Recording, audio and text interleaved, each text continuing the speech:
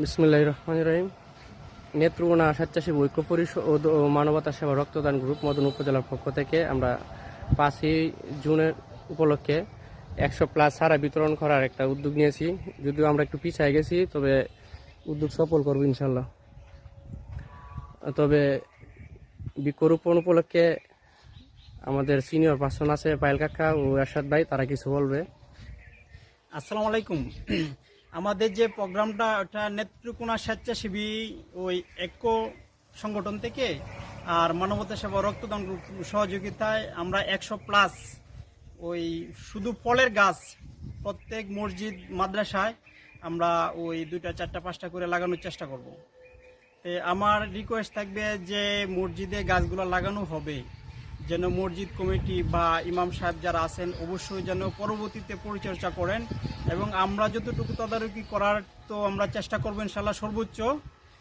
আর যারা আমাদের এখানে আমার লাইভটি বা দেখছেন বা পরবর্তীতে দেখবেন ভিডিওটা, অবশ্যই যদি কোনো মসজিদে গ্যাপ থাকে যে এই ফলের চারা লাগবে আমাদেরকে কমেন্টে জানাবেন, আমরা দেওয়ার জন্য সর্বোচ্চ চেষ্টা করব। আর আরেকটা বিষয় হয়েছে যে আজকে হয়তো আমি অনেক অর্থের মালিক, কিন্তু আমি অনেক অর্থের মালিক থাকা সত্ত্বেও কিন্তু আমি সৎগাজারি কাজ করা হয়তো আমার পক্ষে সম্ভব হয় না।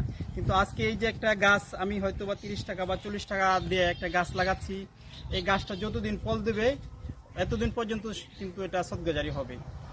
বেশি কিছু বলবো না, এটুকু সংক্ষিপ্ত আমি বক্তব্য দিচ্ছি। ধন্যবাদ। আসসালামু আলাইকুম। আমাদের যে কাজটা আমাদের যে কাজটা আপনার কাছে কেমন লাগে? আর মূলত বৃক্ষরোপ চারা রোপণের যে কাজটা, এই কাজটা আপনার কোন বিষয়ে দেখছেন? আসসালামু আলাইকুম। নেত্রকোনা স্বেচ্ছাসেবক ঐক্য পরিষদ এবং মদন মানবতা সেবা সংগঠন সকল সদস্যদেরকে জানাই আন্তরিক অভিনন্দন।